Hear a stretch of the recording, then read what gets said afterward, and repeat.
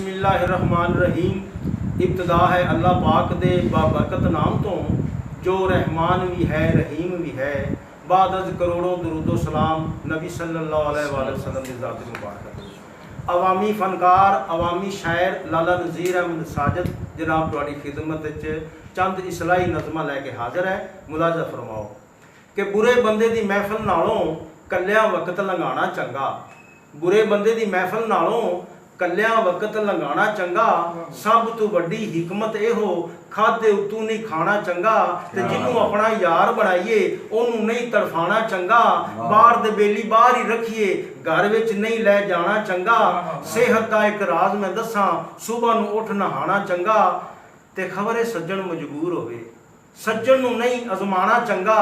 ते पराए बैड दी आस ना रखिए आदा ही जुल्ली सराना चंगा। कर मजदूरी ते खा चूरी किसी अगे नहीं हाथ फैलाना चंगा। एक दूजे दे साथी बनिए है रल के साथ निभाना चंगा।